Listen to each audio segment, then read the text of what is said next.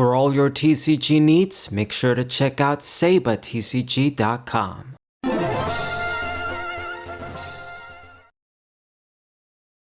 What's poppin', everybody? This is Saber94. In this video, I'm going to teach you guys how to EV train like an expert to get the most out of your Pokemon and to have a better chance of success when trying to get big streaks and beating the Frontier Brains in Emerald. Everything that I'm going to teach works for up to Gen 7, I guess. I don't know what changed from Gen 8. I never played Sword and Shield in any of the other more modern Pokemon games. But this guide is pretty much for you to get the most out of your Pokemon when you EV train, because there's little things that a lot of people don't talk about or maybe don't know. Back in the day, in the old days of Smogon, they had a lot more details when they were explaining their EV spreads and why they listed everything the way they did. But ever since they remade their website, they deleted a lot of, if not all, their old articles for the sections of Gen 3, Gen 4, etc. And you don't get as much information now. I don't think they care as much, but that's just my opinion. Maybe some people are going to tell me there's more details now. But from my experience, if you go and see their EV spreads, it's just a lot of the times just max HP, 252 EVs in HP. Just very simplistic EV spreads, and that's not how you get the most out of your Pokemon. I'm also going to have in the description the sort of detailed version to explain everything on how HP is calculated, leftovers is calculated, status like burn is calculated, all that stuff. I want to clarify that post is not mine. It's something I picked up a long time ago from somewhere. I don't remember, but it's not my written piece. Okay, just putting it out there. I just got it a long time ago, saved it, and I've had it since. But basically, to get right to it, I'm on Showdown calculator here. We don't need this website, but it's a good way to indicate everything going on. So we click on ADV here, which is going to be the Gen 3 Pokemon, and we're going to select, let's do Crobat. And it gives you like a blank set, or you can choose a set that's already predetermined by Smogon. I'm going to do blank set. Okay. So at level 100, this is what Crobat looks like.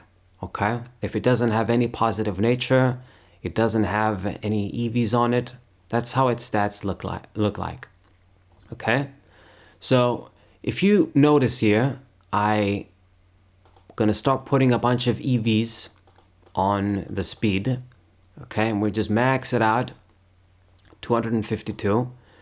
It's going to be at 359, okay? And let's go back and have it be 0. The EVs, it's pretty much 62 or 63 points, I believe. You get the max amount from when you EV train a Pokemon.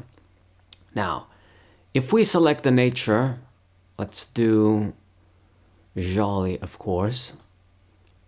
You're going to see you get a buff because you got the positive nature, and then you decrease the special attack, and then you get a buff in speed. So that was a total of 29 points. Am I right? 25 if we get rid of this nature and do Hardy again. Yeah, you got 25 points plus 3. That would be 4, 25. I'm so bad at math. Let's do it again. Jolly.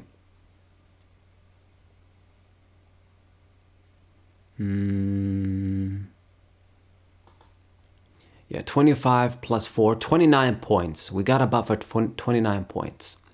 Now, if I do, let's say modest, special attack at Hardy is 176. Now, if I do modest, which buffs the special attack, we only got, I think, around 20 points, maybe even less. It's 17 points. Okay? That's because natures give a plus 10 buff, 10% buff to your speed, your respective stat. So obviously, the higher the base total is for your stat, it means the bigger buff you're going to get. So that's the first thing. You're also going to notice, let me just put it into hardy again. In a neutral nature, I'm putting EV points on the speed, but I'm only getting 1 point. Okay? So 4 EV points equals 1 stat point. So you just do max out once again, it's just going to be 63 points. 59. And then you add 296 without any EVs. So that is exactly 63 points. Now if I do Jolly again, let's find Jolly. And we start putting up EVs, you'll notice, not yet. Did you see? 28, 30.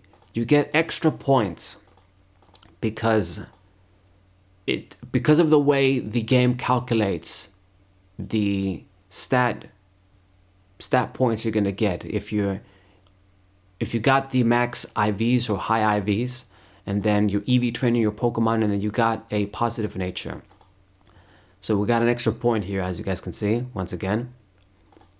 So most of the time, you get extra points all the way up to 216 EVs. So 83, 85. So we got an extra point. And then if we put the rest of them, you're not going to get anything extra. Okay? So in order to get the max points for speed, for Crobat, let's say, you would have to put 216 to get like the most out of the EVs, like all the free points, the stat points you're gonna get.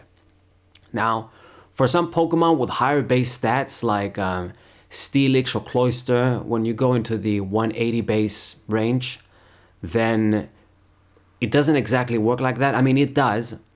I think once again it would max out at 216 EVs. But for some Pokemon, it doesn't work like that. Maybe you have to go to 20, you have to go over that, okay? But usually at 216, you get the most out of it, okay? So for HP, let's just, I mean, we can keep Crobat, or I can just do a different Pokemon. But for HP, Crobat has 85 base HP. So if I max it out, 252 EVs, it maxes out at 374. Now, this isn't ideal if you read the little paragraph I have in the description, pinned comment, of the way leftovers is calculated. You want your numbers to be divided by 16. So in this case, if you do the calculation and then you get the +1 HP, the best HP for Crobat to have, if you want to have the max amount of HP and to get the most value out of leftovers, minimizing Stealth Rocks, all that stuff. Stealth Rock doesn't exist in Gen 3, but it's just an example. You would want it to be like 369. This is why if you see, like in my in my Showdown battles, or in my Battle Frontier, gold symbol battles and stuff, you'll notice that my Pokemon, they have the same amount of HP. You'll see that I don't have max HP on Metagross. I try not to have max HP on, Swampert, Milotic. My Milotic has 385. It's because that's how you got to do it. You divide it in this, you spread it in this manner, and then you will put the extra points in, let's say, defense or something.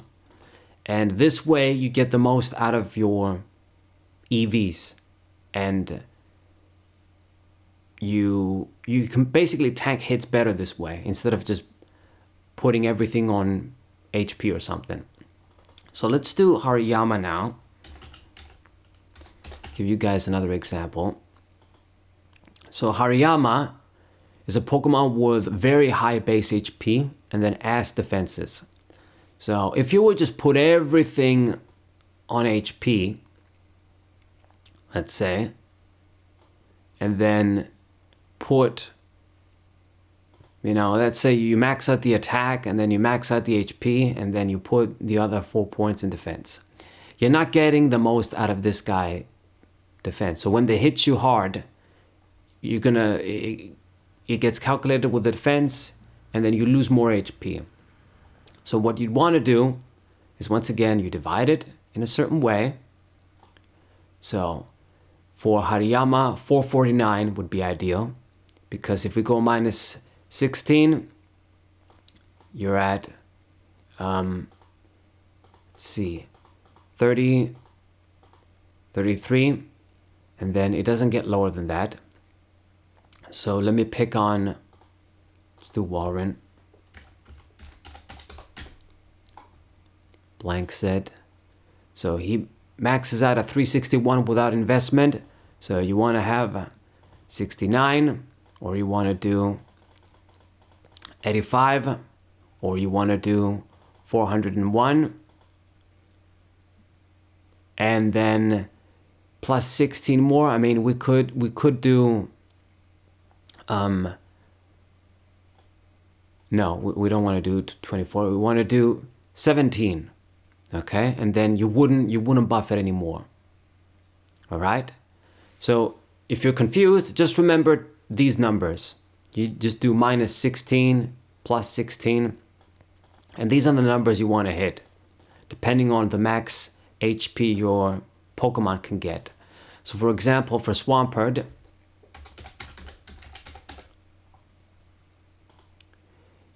it maxes out at 304. It has slightly lower HP than Warren. So we will want to have 41. Okay, 401. If we want to get the maxed out of its HP to maximize leftovers recovery. Okay, that's what we want to do. But like I've said, with Pokemon like Hariyama, Pokemon like Lantern, because they have such high base HP and shit defenses, what you'd want to do is maybe do, let's say, 401 for Lantern, and then you put the rest in, you know, defenses and special defenses, and then you calculate it in a certain way so that you got solid defense, solid special defense, and then a fair amount of HP to get the max out of your leftovers, but you're not maxing out the HP, okay? Maxing it out is like at 450 something, and then you got shit defense. When they hit you, you're gonna lose more damage that way. Okay? So I hope I explained it clearly enough. I don't think this explanation went very well, but I have the pinned comment in the description if you want to read and figure it out. To summarize, when you EV train a Pokemon like that, in terms of the HP and the defenses, you maximize the leftovers recovery, you minimize damage from burn, so that it's divided in a way where if you were going to die after eight turns with burn, you're going to survive with 1 point of HP, okay? It's going to work out like that. In Gen 4, when there's Stealth Rock, you minimize Stealth Rock damage too, while maximizing leftovers damage. And then for Substitute and things like Curse, once again, you got to do a kind of different calculation, but it's explained in the paragraph once again. Pokemon with a Regenerator in Gen 5, etc., etc. So this is how you make the most out of your Pokemon, especially if you're going to use some bad Pokemon that are not the best, like Lantern, for example. You got to make sure you EV train them in this sort of manner to get the most out of your bulk. Hariyama is another example.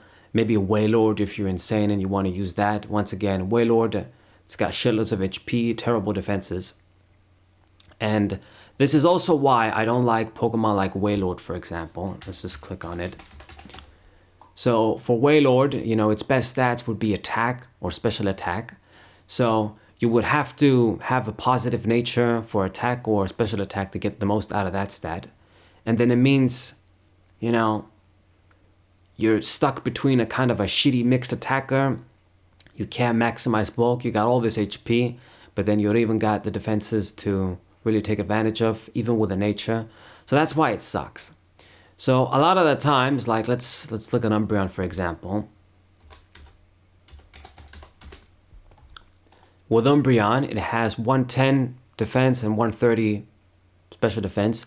So once again, you would want to have a special defense boosting nature to get the most out of it, but there's not really that much difference, okay?